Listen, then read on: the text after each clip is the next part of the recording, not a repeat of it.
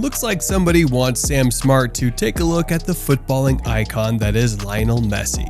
I don't blame them. Who wouldn't want to know about the mesmerizing force that is Lionel Messi? From his ignoble and perplexing days as a youngster living in Argentina to when he became the legend of the game in Barcelona, there has only been a handful of humans that you could compare to this diminutive juggernaut of the game, and perhaps only one of them is alive today. Well, you don't need to tell me twice. Let's take a look at how it all got started for the living idol that is Lionel Messi.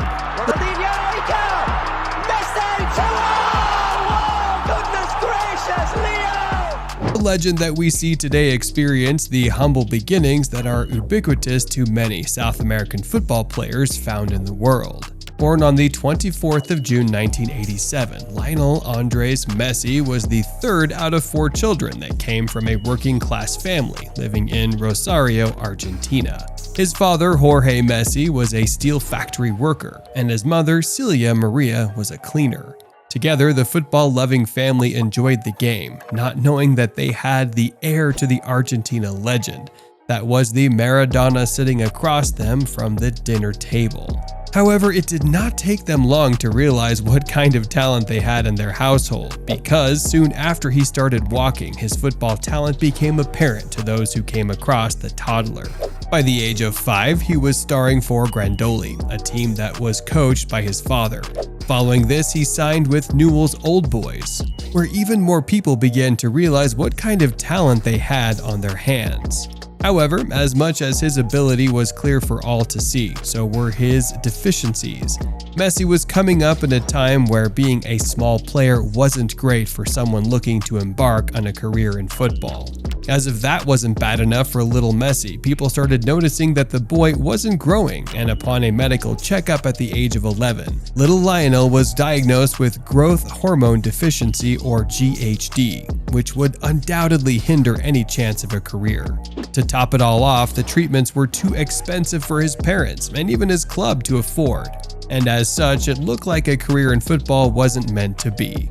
Fortunately for Messi and his family, when things looked as dark as it could get, a blue and purple light appeared at the end of the tunnel. Over in Spain, Catalan giants FC Barcelona got wind of this little boy in Argentina, having already invested in great Argentines like the boy's idol Maradona and Juan Román Riquelme. They probably figured, what is one more? What they may not have counted on was how impressed they would be with the little boy's abilities. As soon as the boy completed a trial with them, they decided to sign the boy and pay for the boy's treatment. They even promised his father a job on the team, and with such an offer before them, the Messis were off to Barcelona, where young Lionel would star in the fabled Barcelona Youth Academy with the likes of Gerard Piqué and Cesc Fabregas. Soon, Messi rose up the ranks in Barcelona, and by the 2004-2005 La Liga season, Messi made his first team debut at the age of 17, along with the likes of Ballon d'Or winner Ronaldinho and other Barca greats like Samuel Eto'o, Xavi, and Iniesta. Messi began to show the world why Barcelona was ready to invest in. Weaving left and right as he dazzled the world with his skills, few could deny the talent that was draped in the blue and purple that are the Barcelona colors. Although some injuries hindered him early on, Messi was present when Barcelona did the La Liga and the UEFA champion double in 2006. That said, his injury worries didn't end in the following season, as he also missed 3 months from the 2006-2007 season due to a broken metatarsal. However, this would be just a blip in that season, as he'd go on to dazzle the world once more when he became the youngest player to score a hat-trick against Barcelona's most hated rivals, Real Madrid. The following seasons will be near misses for both Messi and Barcelona, as Messi would lose more game time due to injuries, and Barcelona would lose the title to Real Madrid during the 2007-2008 season. This would also be a time when Messi's greatest rival, Cristiano Ronaldo, would also begin his rise to prominence. After winning the Premier League and the Champions League in 2007-2008 season, what's going to happen? Still Ronaldo! Cristiano Ronaldo was acknowledged as the world's best player after winning the Ballon d'Or in 2008. This would all change after Messi would hit the ground running, after snatching the title of the best in the world from Ronaldo and Manchester United by winning the Ballon d'Or in 2009. His other wins, such as La Liga and the Champions League with Barcelona, cemented Messi's status as one of the world's best football players. Amazingly, Messi still found a way to improve going forward. While also starring for the Argentina national team, he also destroyed the scoring charts. Although everybody was aware of his scoring ability, the world wasn't ready for him to steal the show. Following the club's triumph in 2009, Pep Guardiola guided Messi and Barcelona to greater heights. Along with winning a record-breaking 6 trophies in the 2009 to 2010 season, Messi showed the world that he is one of the greatest goal scorers of all time. At one point, he broke the record for scoring the most goals in a calendar year by scoring 91 goals, a record previously held by Gerd Müller of Bayern Munich, together with Iniesta, Xavi, Busquets, and Puyol. Then eventually Neymar and Luis Suarez, with whom he formed MSN. Barcelona was acknowledged as the best team of that generation. The likes of Manchester United, Chelsea, and Real Madrid could only dream of having such a player. That said, it wasn't always easy for Messi, especially when it came to the international stage. Although Messi would win the 2005 Under-20 World Cup with Argentina, Messi was sent off on his international debut for the Argentina men's team, despite being heavily touted to be the heir apparent to the late great Diego Maradona. He just wanted to be able to do it for La Albiceleste. The World Cup would evade Argentina in the 2010s, despite the fact that Argentina would reach the finals against Germany in 2014. Things got so bad that he even contemplated retirement after Argentina fell to Mario Götze's extra time winner. During this time, Messi won the bulk of his 7 Ballon d'Or awards, a record that would probably never be broken. Things got worse for him at club level because, although he was ever present for the Barca team, financial mismanagement would prove to be Barcelona's supposed downfall. Not only was the team forced to watch as Real Madrid and Cristiano won the Champions League 4 times in a row, Barcelona also had to worry about being in existence at all, having spent big and frivolously on several players. The club found that it was spending more than they could earn, and before they knew it, they had to let go of some players before the club went bankrupt.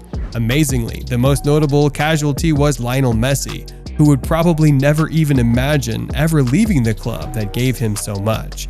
Alas, Messi was forced to leave for PSG in the summer of 2021. Messi departed from his beloved team as their highest ever goal scorer with 672 goals, after surpassing Paulino Alcantara. By doing this, he would also surpass the great Pelé, who held the record for the person with the most goals for a single. Furthermore, he would also become the player who appeared the most for the Blaugrana after surpassing Xavi by making 767 appearances for the Gules. Suffice it to say, Messi's time with Barcelona was something truly special. Now donning the dark blue of Paris Saint-Germain alongside Kylian Mbappe and Neymar, Messi tried to push forward with the new chapter. Although he showed glimpses of his former self in PSG, his best was saved for La Albiceleste. Along with winning the Copa America in 2021, Messi would eventually come good for his home country by winning the 2022 World Cup in Qatar. His appearances in this competition cemented him as La Albiceleste's most capped player with 175 appearances and their highest goal scorer with 103 goals. Unfortunately, this along with the fact that he wasn't the same Messi in Barcelona seemed to be the last straw for the PSG fans, especially when you consider the fact that Argentina slayed France to lift the World Cup. This is why it came as no surprise that Messi would be on the move once more. What would be a surprise to everyone was where he would eventually end up. This is because though there were many suitors, including Barcelona, Messi would eventually find himself in the most of unexpected places, Inter Miami. David Beckham and his team were able to convince the mercurial Argentine to bring his epic left foot to the shores of Miami, and so far it seems like the legendary magician is ready to come through.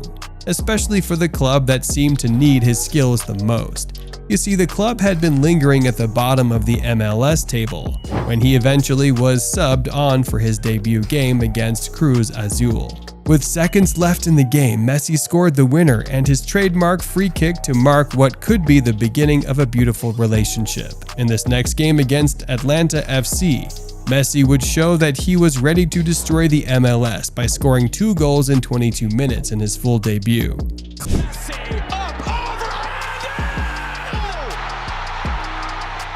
Clearly, the future remains bright for the best player of his generation. Together with his wife and his 3 boys, Thiago, Matteo, and Ciro, Messi has embarked on the next chapter of their lives, and we are sure that this will be littered with success. Now a legend that has shrugged off Maradona's massive shadow, we can only appreciate the time left in Messi's career. Until the time comes for Messi to hang his boots up, Detective Sam Smart and the rest of the world will be screaming Ankara Messi as we watch the Argentine magician.